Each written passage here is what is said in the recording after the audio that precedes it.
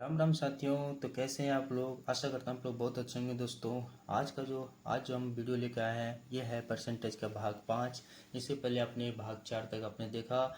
आप उसमें आपने उसने में देखा कि अपने प्रीवियस ईयर के क्वेश्चन आपने देखा कितनी आसानी से आप लोग इसे सॉल्व कर पा रहे हैं। लगभग जितनी भी परसेंटेज के टाइप होते हैं आपने इसमें कवर किया है। आज भी कुछ नए टाइप को लेकर आया हूँ दोस्तों। नई तो नहीं है जो कि अभी तक उसमें नहीं करवाया मैंने, वो टाइप लेकर आया हूँ दोस्तों। आज का टाइप बहुत ही ज़्यादा इंपॉर्टेंट दोस्तों। इस टाइप में ये क्वेश्चन आपके सामने दिख रहा है, इसमें मैं आपको 4 तरह के क्वेश्चन इसमें बनते हैं, तो वो मैं आज के इस वीडियो में क्लियर करने वाला दोस्तों। तो आप वीडियो में बने रहना और चलो इस क्वेश्चन को सॉल्व करते हैं और जानते हैं कि क्या क्या इसमें क्वेश्चन आता है, किस प्रकार से इसे सॉल्व करते हैं। इसे बनाने से पहले मैं आपको एक बात बताता हूँ दोस्तों कि मान लो आप अपने शहर में जाके पढ़ाई करते हो, ठीक है।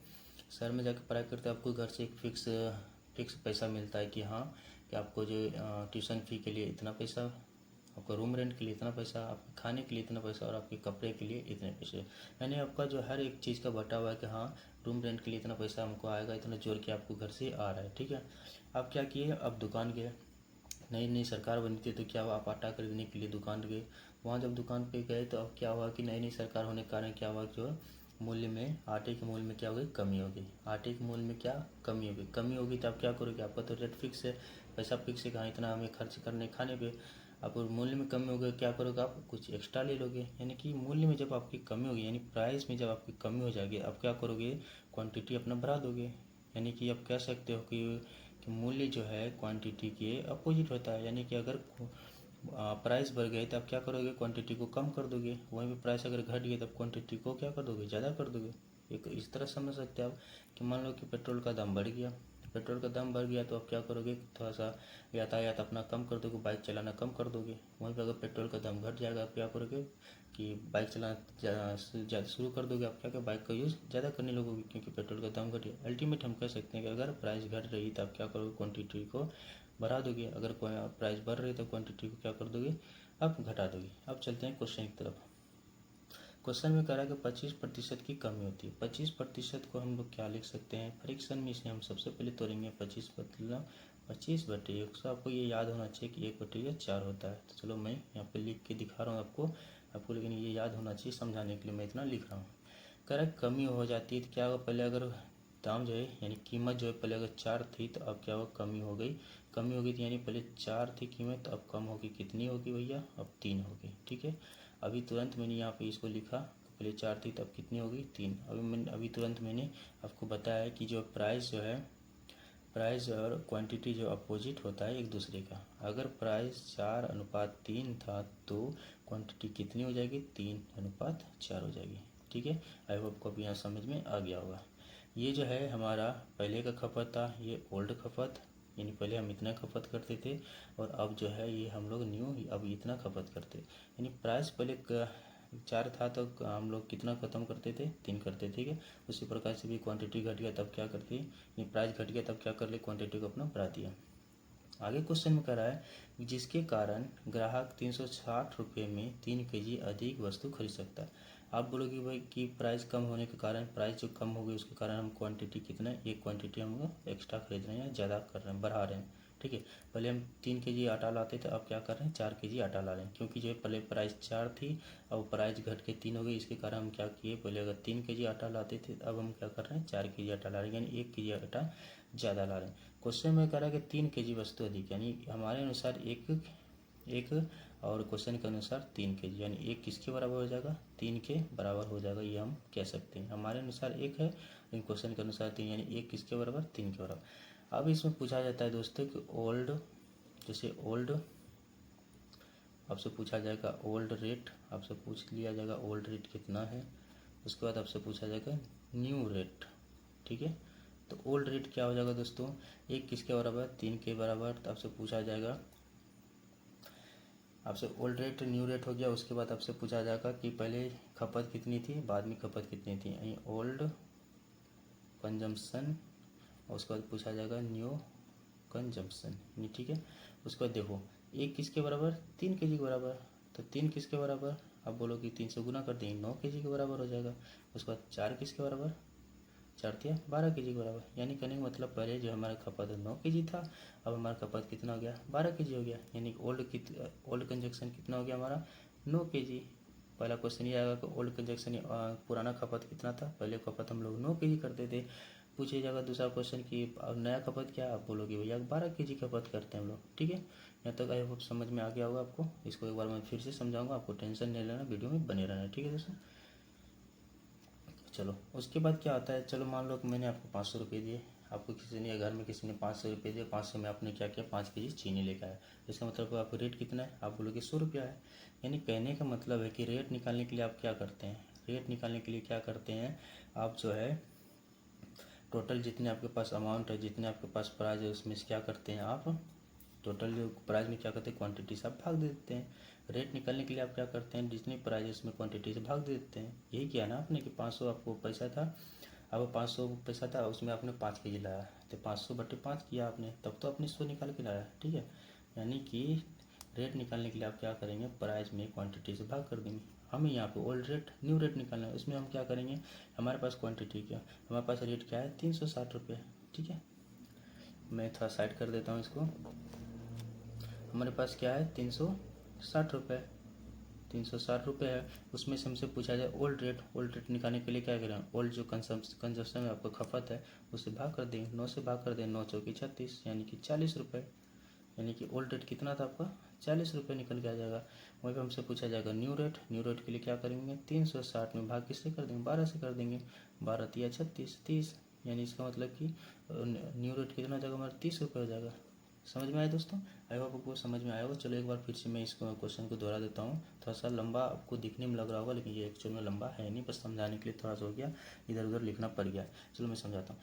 कह रहा था कि कीमत में वस्तु की कीमत में 25% की कमी होती है। 25% का फ्रैक्शन थोड़ा 1/4।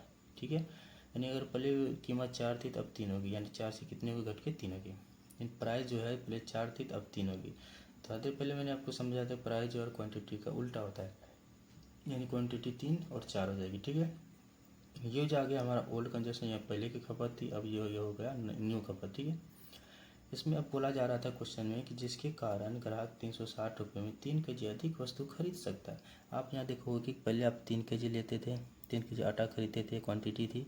अब आप क्या कर रहे हैं 4 के जी आटा खरीद रहे हैं। इसका मतलब कितना के जी आटा आप ज़्यादा खरीद रहे हैं, आप बोलेंगे 1 के जी आटा आप ज़्यादा खरीद रहे हैं। क्वेश्चन में कितना बोला 3 के जी, यानी 1 किसके बराबर 3 के बराबर। ठीक है, वहीं पर हम बोलेंगे 3 किसके बराबर 9 के बराबर, 9 के जी के बराबर, और 4 किसके बराबर 12 के जी के बराबर। यानी कि पुराना आप जो अपना आपकी क्वांटिटी थी वो कितना था 9 के जी, नया क्वांटिटी आपकी कितना 12 के जी। वही आपसे पूछा जाएगा कि पुराना खपत आपकी कितना था, पुराना आप कितना आटा खरीद के लाते थे, आप बोलेगा तब बोलेंगे 9 के जी। अब बोलेगा कि नया रेट के बाद आप कितना आटा खरीद के ला पा रहे हैं, आप बोलोगे 12 के जी। ठीक है, उसके बाद आपसे पूछा जाएगा ओल्ड रेट कितना है न्यू रेट कितना है। उसके लिए आप क्या करेंगे टोटल रेट, आपको टोटल दाम दिया होगा आपके पास 360 रुपये है। ठीक है, अब टोटल पैसे में से आप अगर क्वांटिटी से भाग दे देंगे आपका रेट निकल के आ जाएगा। तो टोटल पैसा कितना दिया हुआ है 360, उसमें क्वांटिटी दे दें ओल्ड क्वांटिटी कितनी थी वह 9 के जी, 9 से भाग दे देती 40 रुपये, यानी पहले जो है 40 रुपये इसका रेट था। न्यू रेट पूछा गया हमसे 360 में से क्या करेंगे 12 से भाग दे देंगे, न्यू क्वांटिटी से 12 से भाग दे देंगे, 12 के जी से 12 से भाग दिए 30, यानी कि अब जो हमारा नया रेट है दाम घटने के बाद हमारा नया रेट है वो 30 के जी। आई होप दोस्तों ये आपको समझ में आएगा। दोस्तों ये बहुत ही अच्छा टाइप है, ज़्यादा लंबा भारी नहीं दोस्तों।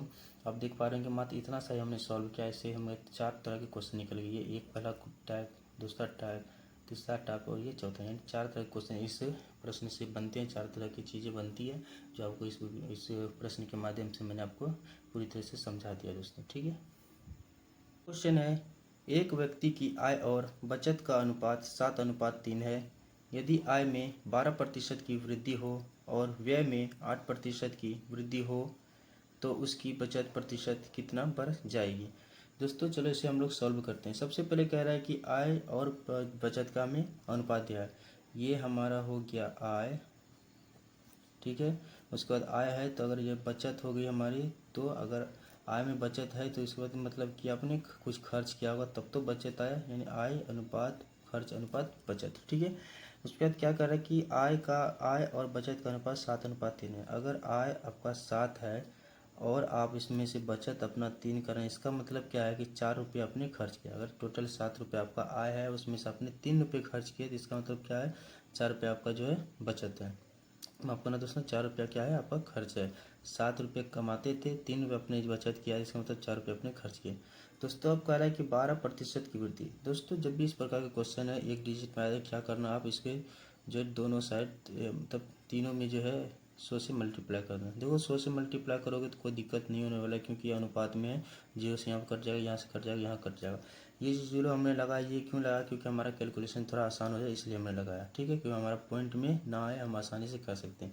देखो अनुपात में आप लगा सकते हैं, लगाने से कोई दिक्कत नहीं, यहाँ से भी कट जाएगा, ये भी कट जाएगा, ये भी कट सकता है, ठीक है, तो कोई दिक्कत नहीं होने वाला। अब क्वेश्चन में क्या कह रहा है कि 12 आय में जो 12% की वृद्धि, ये जो हमारा आय है इसमें जो है 12% की वृद्धि हुई, यानी कि टोटल 12% की वृद्धि हुई है, ठीक है। प्रतिशत से 2 जीरो चला जाएगा, 12 सत्ते 84 हो जाएगा, यानी टोटल 84 रुपये की वृद्धि। आप इसे इस तरह से मैं साइड में करता हूँ, समझ सकते हो। 700 था, इसमें 12% की वृद्धि हुई, तो कितना हो गया, 112 बटे क्या कर देंगे हम लोग, 100 कर देंगे। 2 जीरो से 2 जीरो कर चला गया, 7 दूनी कितनी गई, 14, 7 कम 7 1 8 और 7 एकम 7, यानी टोटल कितनी होगी, पहले आगे उसकी आय 700 थी, तो अब 784 हुई, कितनी की वृद्धि होगी, 84 की। हमने यहाँ पे ट्राई कर दिया दोस्तों, इतना नहीं करना, क्योंकि एग्जाम में जितने शॉर्ट आप कर सकते हो उतने आपको फ़ायदा होने वाला है, ठीक है। उसके बाद क्वेश्चन कह रहा है कि व्यय में 8% की वृद्धि हुई, यानी व्यय ये खर्च में जो 8% की वृद्धि, 8% का जो वृद्धि हो गया। प्रतिशत से 2 जीरो चला जाएगा, 800 की 32, यानी 32 रुपये की जो है व्यय में वृद्धि होगी, यानी कि पहले 400 थी तो उसमें 32 रुपये की और वृद्धि हो गई। अब क्वेश्चन कह रहा है कि उसकी बचत प्रतिशत कितना बढ़ जाएगा, ठीक है।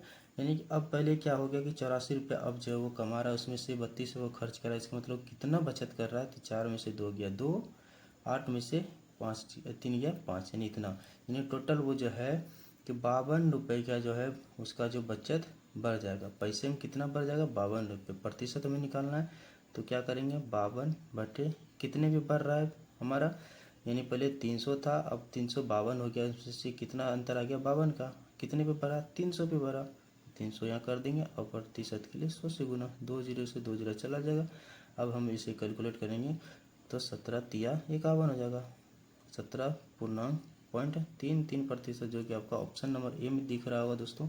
आपको आई होप समझ में आएगा। चलो मैं एक बार फिर से इसे समझा देता हूँ ताकि आपको और आसानी से समझ में आए। क्वेश्चन कह रहा था आय और बचत का अनुपात 7:3 है, तो आय लिख दिया 7, बचत लिख दिया 3। अगर आपने टोटल 7 रुपये कमाए हैं, 3 का बचत किया, तो इसका मतलब 4 रुपये आपने खर्च किया। 2 जीरो 2 जीरो यानी 100 से मल्टीप्लाई इसलिए किया ताकि जो परसेंटेज निकालने में, जो कैलकुलेट करने में हमें आसानी हो। अब बोल रहा था कि 12 आय में 12% की वृद्धि हुई, आय का 12% निकालिए, 784 हो गया। इसका मतलब पहले 700 था, तब 784, यानी कि 84 रुपये अधिक हो गया। उसी प्रकार से खर्च में बोला 8% की वृद्धि, इसका जब 400 का 8% निकालेंगे अब 32 रुपये आएगा, यानी कि 84 रुपये वृद्धि आय में हुई, खर्च में 32 रुपये की वृद्धि थी, बचत में कितनी वृद्धि हुई, तो 84 में 32 हमने घटा दिया, यानी 52 की वृद्धि हुई। 52 की वृद्धि हुई, कितने में बचत, यानी पहले 300 बचत होता था, उसमें 52 की वृद्धि हुई, यानी अब 300 नीचे कर देंगे और प्रतिशत के लिए 100 से गुना किए, तो 17.33% हमारा निकल के आएगा, जो बिल्कुल सही उत्तर है। अगला क्वेश्चन कह रहा है एक्स की आय का 15% बराबर है वाई की आय का 20% बराबर है जेड की आय का 30%। उनकी आय का योग 9000 है। यदि वाई अपनी आय से 2200 खर्च करता है तो वाई की बचत कितनी होगी। चलो दोस्तों, ये भी बहुत ही आसान क्वेश्चन जो एसएससी जीडी में आया हुआ है दोस्तों। चलो इसे हम बताते हैं किस प्रकार से इसे आसानी से हम लोग सॉल्व कर सकते हैं।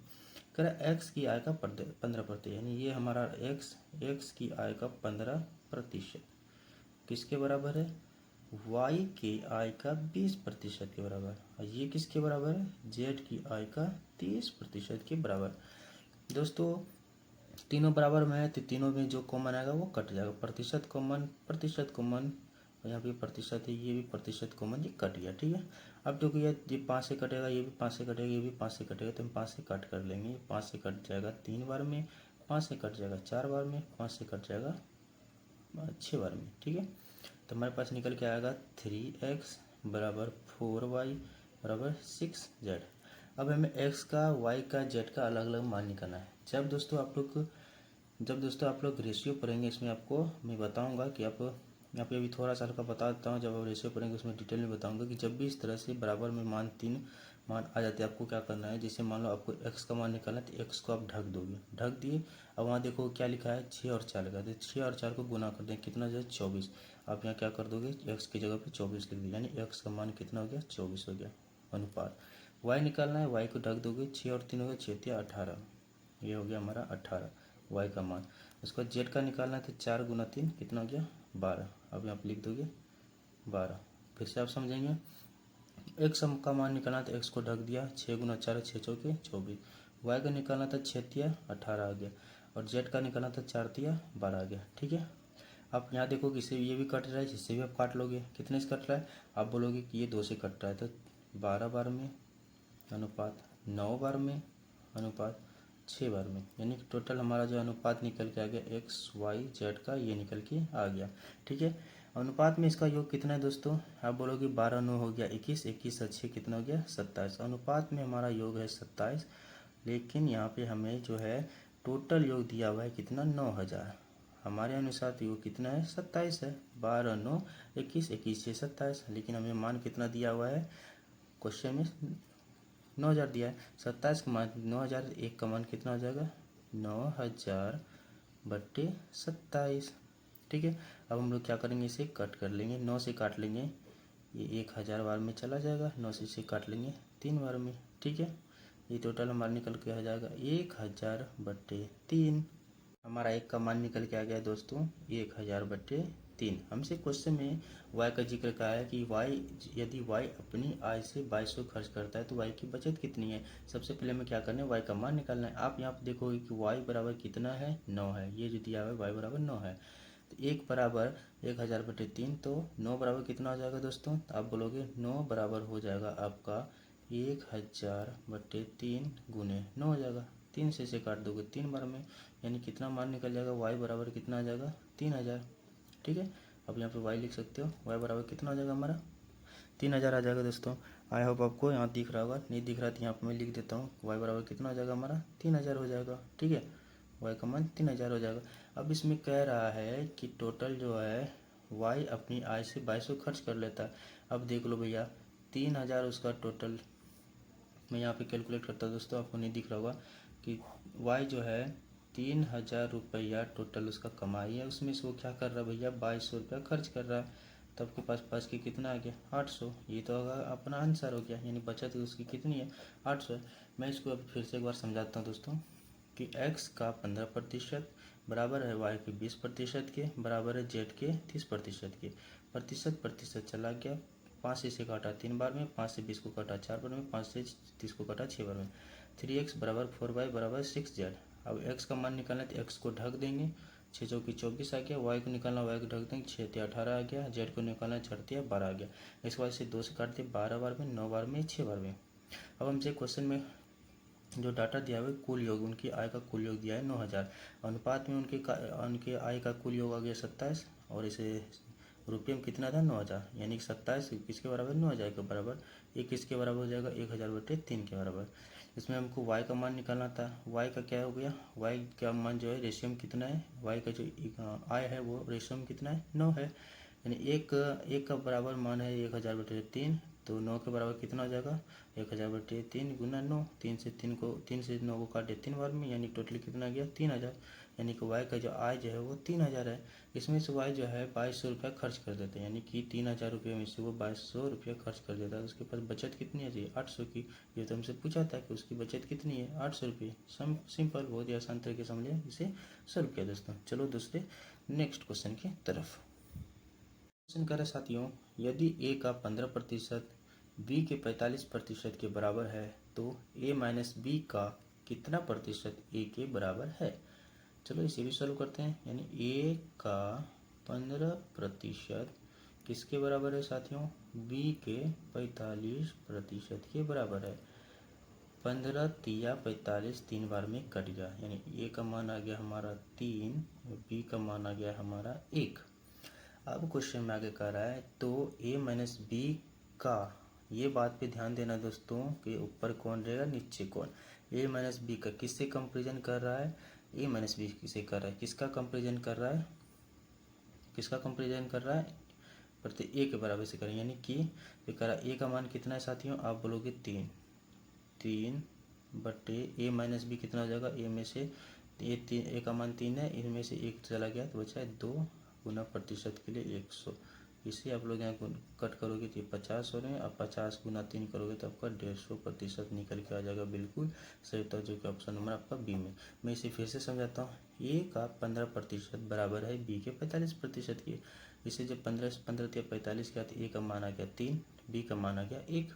अब क्वेश्चन कर रहा है ए माइनस बी का कितना प्रतिशत ए के बराबर है, ए के बराबर ए माइनस बी का कंपेरिजन किससे कर रहा है, ए माइनस बी से किया जा रहा है, तो ए माइनस बी का मान जो है हम नीचे रखेंगे।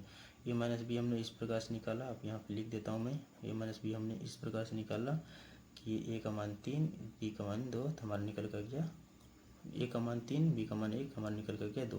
यानी जिसका कंपेरिजन किया जाएगा उसे हम लोग नीचे रखेंगे। ए के बराबर है, यानी ए माइनस बी का कितना प्रतिशत ए के बराबर है, जिससे कंपेरिजन करेंगे उससे नीचे रखेंगे, जिसके पक्ष में किया जा रहा है उसको ऊपर रखेंगे। तो ए के बाद तो ए का मान रख दिया हमने नीचे, ऊपर 3, जिससे कंपेरिजन किया जा रहा था उसका मान रख दिया नीचे 2, और प्रतिशत के लिए 100 से गुना कर दिया, 2 से इसे काट दिया 50 में, 50 गुना 3 आ गया हमारा 150, जो बिल्कुल सही उत्तर है।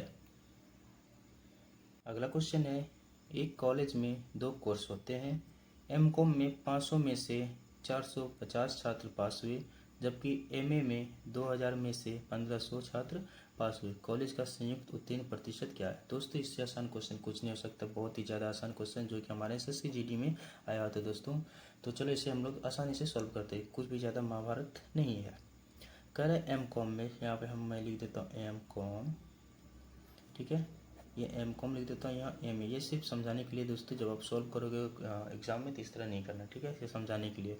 कह रहा 500 में से 450, यानी टोटल उनके पास 500 छात्र थे टोटल, उसमें से उसने क्या किया, 5 कितने हो रहे, 450 पास हो रहे हैं, ठीक है। उसके बाद बात कर रहा है एमए में 2000 टोटल था, उसमें से 1500 पास हो रहा है। अब बोलोगे कि संयुक्त पूछ रहा था, आप बोलोगे कि टोटल जो स्टूडेंट था वो टोटल स्टूडेंट कितना था, आप बोलो कि भैया 500 और 2000, यानी टोटल कितने 2500 स्टूडेंट थे। उसमें से अब कितने लोग पास हो रहे हैं, 1500 इधर, 450 इधर, आप बोलोगे कितने पास हो रहे हैं, आप बोलोगे 1950 लोग पास हो रहे हैं, ठीक है। यहाँ तक आई होप आपको समझ में आ गया होगा कि टोटल जो स्टूडेंट थे वो थे 2500, उसमें से 1950 जो है वो पास हो रहे हैं। अब हमसे पूछा जा रहा है कि प्रतिशत की, हमारा प्रतिशत कितना है, तो प्रतिशत निकालने के सिंपल कर लेंगे, कितने लोग पास हो रहे हैं, 1950 लोग पास हो रहे हैं, कितने छात्रों में से, 2500 छात्रों में से, प्रतिशत के लिए गुना कर देंगे 100 से, 2 0 से 2 0 कट गया। अब इसे हमको क्या करना है, 25 से काटना है, तो सबसे अच्छा सिंपल हम क्या कर सकते हैं, इसे हम लोग 5 से काट सकते हैं। या चलो 25 से नहीं, 5 से काट लो, आसान रहेगा, 5 से 25, 5 से काटेंगे, 5 या 15 होगा, 4 5 45, 9 12 में 45, 0 का 0। फिर हम लोग इसे 5 से कैलकुलेट करेंगे, कितना, 7 बचे 35, बचेगा 4 0 7 8 पंचे 40, यानी 78, यानी कि हमारा आंसर निकल गया 78% जो है वो संयुक्त प्रतिशत उत्तीर्ण प्रतिशत है, जो कि ऑप्शन नंबर हमारा सी जो है बिल्कुल सही उत्तर हो जाएगा।